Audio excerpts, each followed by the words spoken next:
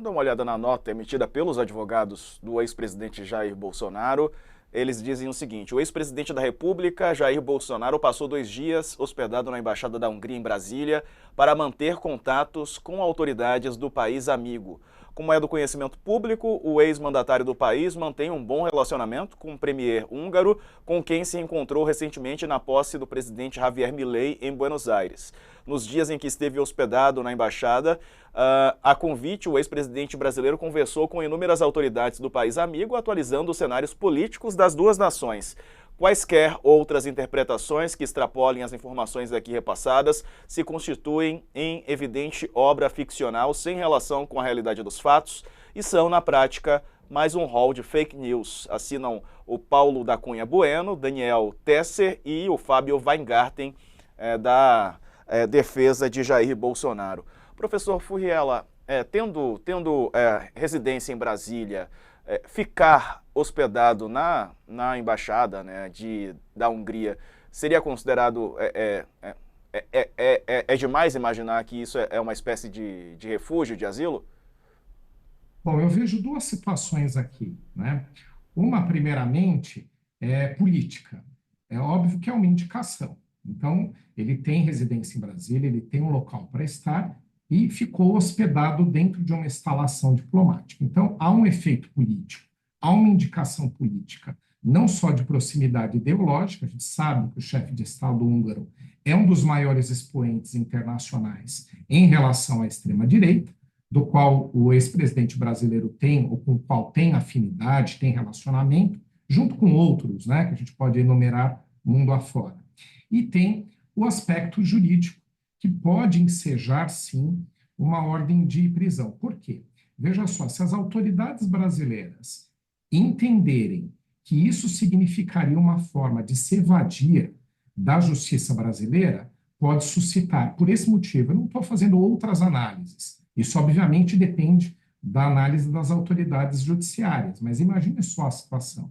Se você determina que seja apreendido o passaporte, é para que aquela pessoa não saia do Brasil e saia do alcance das autoridades ou da justiça brasileira. A gente sabe que isso acontece principalmente se ele se dirigir a um Estado amigo. Agora, se ele busca as instalações diplomáticas aqui, aos olhos da justiça brasileira, pode também ser visto dessa forma, fugindo do alcance. Então, eu estou fazendo aqui, obviamente, uma suposição, mas uma suposição com respaldo jurídico, de que a autoridade judiciária brasileira pode entender que essa era uma forma de sair do alcance do cumprimento de uma decisão judicial. O áudio, Sakamoto. Desculpe. Professor, o governo Jair Bolsonaro tinha uma relação com uma série de países, né, alinhados a um pensamento, uma visão mais extrema-direita, né? A gente está falando aqui da Hungria de Viktor Orbán, né? Só que também temos a Itália da Meloni, temos uma série de outros países com os quais o governo tinha um alinhamento. E aí eu tenho uma dúvida. O Brasil, com esses países, em geral, não vou citar um a um, porque não poderia pegar vários, de repente Filipinas, né, entre outros, mas o Brasil, o Bolsonaro procurando asilo numa embaixada, né, e pedindo, indo para a embaixada e pedindo asilo, ele pode, se o Brasil não tiver um acordo de extradição, isso facilita para ele?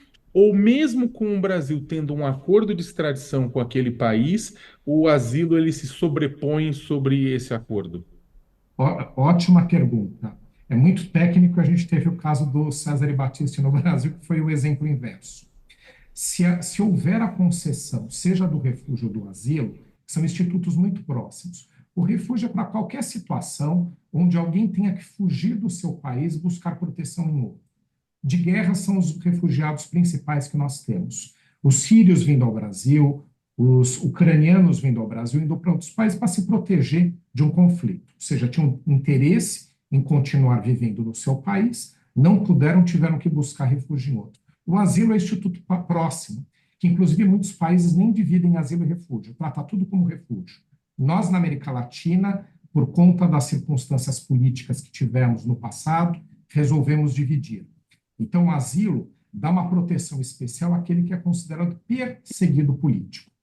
O país que concede o asilo protege aquela pessoa, independentemente de ser um político ou chefe de Estado, como é o nosso caso. Qualquer pessoa, de qualquer ato que faça com que haja uma obrigação de saída do território. Seja extradição, seja deportação, seja qualquer outro instituto onde você determina a saída que a gente chama de saída compulsória, obrigatória. A extradição é um deles. Então, imagine só, vamos supor que acontecesse uma situação que não temos aqui, que ele fosse para a Hungria, que seria um caso extremo, e o governo brasileiro pedisse a extradição dele, e a Hungria tivesse concedido o asilo, as autoridades húngaras não poderiam extraditá-lo. Proíbe. Isso também temos no Brasil. No caso do Cesare Battisti, aquele italiano que foi condenado por crimes de homicídio, todo mundo lembra do caso dele, o que fez o governo brasileiro na época? Deu para ele o refúgio. Na verdade, seria asilo, mas deram para ele o refúgio. Então, ele não podia ser extraditado para a Itália. Quando entrou o Temer na presidência, ele cassou esse refúgio e a extradição aconteceu. Então, o refúgio ou o asilo, como temos aqui, ele impede qualquer ato de entrega de qualquer estrangeiro para o seu país de origem. Perfeito.